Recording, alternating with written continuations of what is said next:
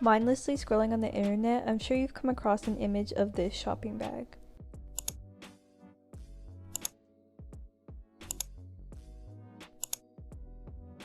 Or maybe you haven't.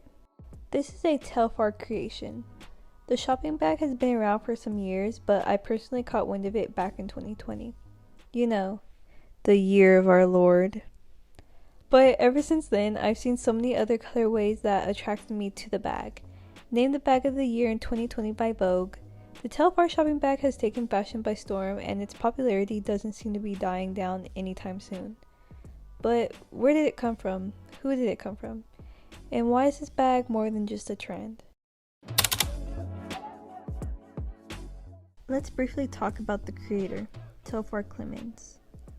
In a conversation posted on Days with creative director Babak Radboy, Clemens explains he was an anchor baby born in Queens and raised in Liberia. In 1990, he moved back to the States during Liberia's Civil War and moved to Maryland in 1995, eventually making his way back to New York after high school. Telfar the brand really began when he was just a kid in high school at age 15. He would take people's jeans and cut them up for $15.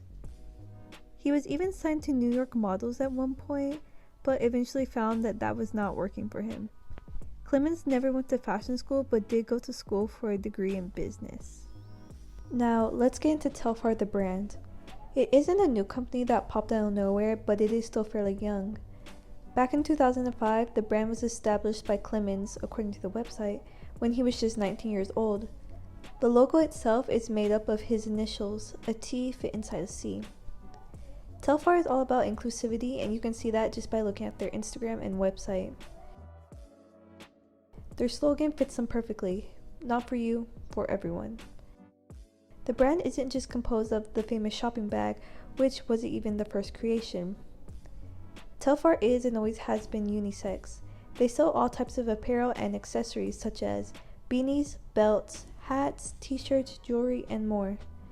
What many often point out about the company is that their prices for their products are accessible considering its luxury brand status.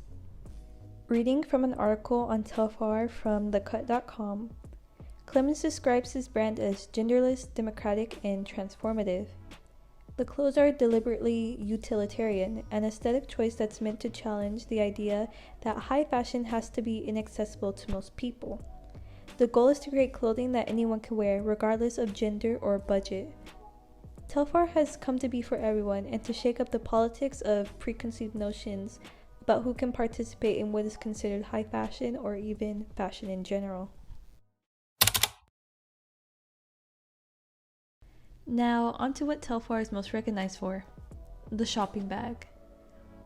It seems that I do not go a day without seeing the bag somewhere on my Instagram feed, which could just be harassment from my algorithm, but I digress. Humorously and ironically referred to as the Bushwick Birkin at times, the Telfar shopping bag comes in a large array of colors for whatever fits your style. Each bag comes in the same style, just in 3 different sizes, with their respective prices. As of the time of me writing the script, a small bag sits at $150, a medium at $202, and a large at $257. From what I found, the bag first debuted back in 2014 during Telfar's fall-winter collection. Telfar has a unique, what they call, bag security program. Paraphrasing New York Times, the bag security program allows for customers to pre-order the bags via the website, securing their spot and getting the one they want. These bags sell out pretty much as soon as they are restocked, which seems to be a few times each month, so getting your hands on one is just a battle between you and the clock. This pushes against the narrative that luxury brands are supposed to only be for an exclusive economic status or a selected few who are deemed worthy enough to purchase the bag.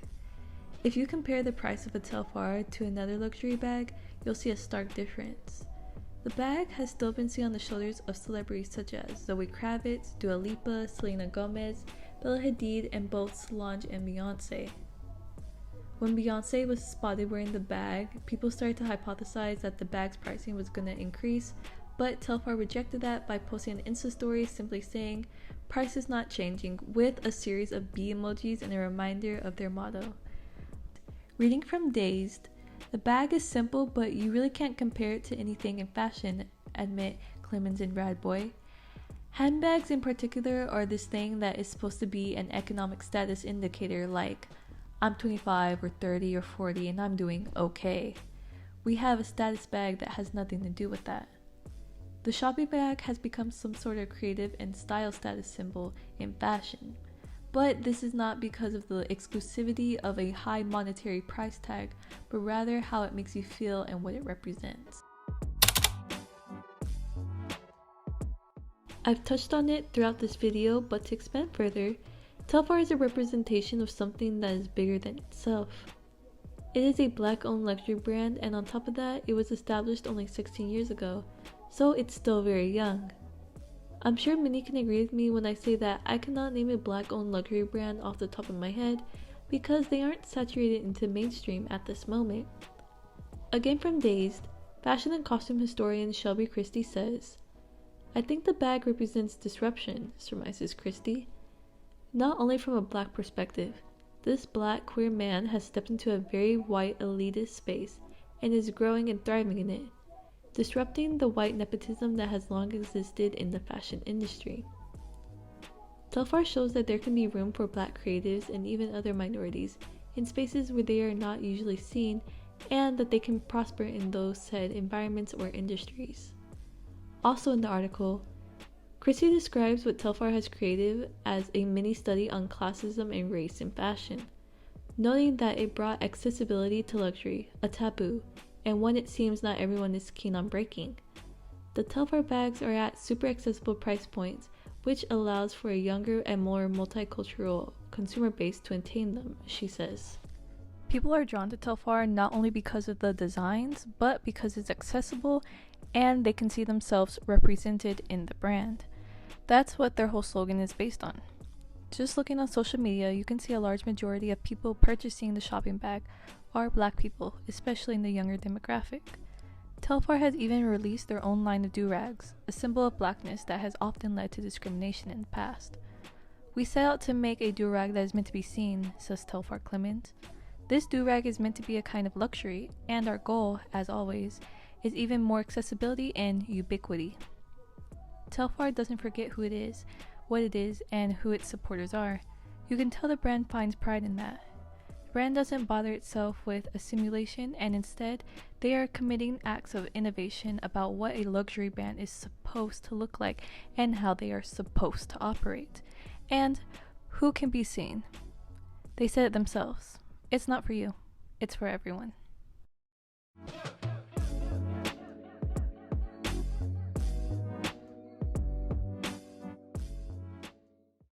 Excuse me?